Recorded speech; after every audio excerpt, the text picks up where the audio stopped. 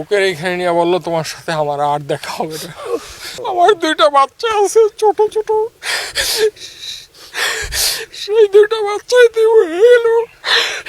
আমি যখন তারে বললাম তুমি তোমার বাচ্চাদের এতিম করে বললা, ওই বাচ্চাগুলো তো আমার বাচ্চা ছিল, আমি কি করব? মাহিরিন চৌধুরী আমার ওয়াইফ, আপনাদের বগলা গাড়ির মেয়ে। এখন কালকের ঘটনাটা এরকম হয়েছে, খুবই দুঃখজনক ঘটনা। এটা হলো আনএক্সপেক্টেড একটা জিনিস। অনেক বছর যাবতীয় মাইলস্টোন স্কুল অ্যান্ড কলেজে চাকরি করে, সেই সুবাদে প্রায় 17 বছর। সেখানে সে পর্যায়ক্রমে টিচার থেকে সে কোঅর্ডিনেশনের দায়িত্ব পায়, কোঅর্ডিনেটর হয়েছে, এবং যেই বিল্ডিংয়ে বিমানটা ক্র্যাশ করছে ওই বিল্ডিংয়েরই সে কোঅর্ডিনেটর ছিল। তো ইন দ্য মিন টাইম স্কুলে বাচ্চাদের ছুটি হয় নর্মালি 1টা থেকে 1:30টার ভিতরে, সেকশন ওয়াইজ 5 মিনিট গ্যাপে গ্যাপে।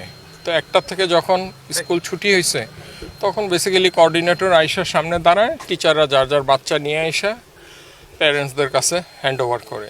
তো ঠিক ওই মুহূর্তটাই 1:06-এর দিকে মেবি এরকম 2-4 মিনিট আগপিছ হইতে পারে, ঠিক এই সময়ই এয়ারক্রাফটটা আইসা একেবারে ঠিক যেই জায়গায় তারা দাঁড়ায় বিল্ডিংয়ের মুখে, যেই দিকটা বাচ্চারা বের হবে ঠিক ওই মুখের ওইখানে আইসা তারা ক্র্যাশ ল্যান্ডিং করছে। তারপর ওটা এক্সপ্লোশন হয়ে ভিতরে ঢুকে গেছে ক্লাসরুমে, কিছু বাচ্চা ওইখানে উন্ডেড হয়েছে। রান্নায় আমার ভালোবাসা Jamuna gas stove. Jamuna gas stove, আধুনিক, নিরাপদ ও দীর্ঘস্থায়ী। এখন মাহিরিন মিস ভালো ছিল, ওর বাচ্চাদের বাঁচাইতে গিয়ে আসে কিছু বাচ্চা বের করেও নিয়ে আসছে। আমার সাথে তার আইসিইউতে যেই কথা হয়েছে, আমি বললাম যে তুমি কেন এই কাজ করতে গেলা? বলে আমার বাচ্চারা আমার সামনে সব পুইরা মারা যাচ্ছে, আমি এটা কিভাবে সহ্য করি। আমি সর্বোচ্চ চেষ্টা করছি বাচ্চাদের, কিছু বাচ্চা বের করছি, আরও কিছু বাচ্চা বের করতে গেছি, এমন সময় এক্সপ্লোশন আরও জোরে হয়ে আমি আর কিচ্ছু জানি না। ওর ভিতরে সে নিজে পইরা নিজে পুরা ভাই 100% বার্ন হয়ে গেছে, পা থেকে মাথা পর্যন্ত চুল। শুধু সে বেঁচে ছিল, একটু কথা বলতে পারছে আইসিইউতে। তারা যখন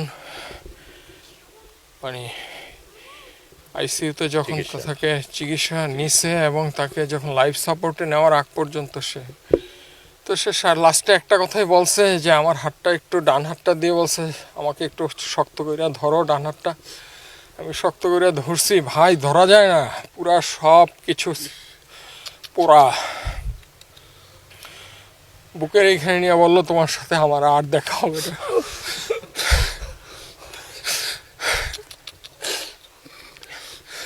এরপরে ভাই ভেন্টিলেশনে নিয়ে যায়, এর 1-1.5 ঘন্টা পরে কার্ডিয়াক অ্যারেস্ট করে সে পৃথিবী থেকে বিদায় নিয়ে, আর সে আমাদের সবাইকে ফাঁকি দিয়ে চলে গেছে।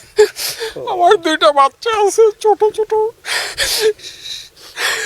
সেই দুইটা বাচ্চাই তুমি এলো। আমি যখন তারে বললাম তুমি তোমার বাচ্চাদের এতিম করে বললা, ওই বাচ্চাগুলো তো আমার বাচ্চা ছিল, আমি কি করব?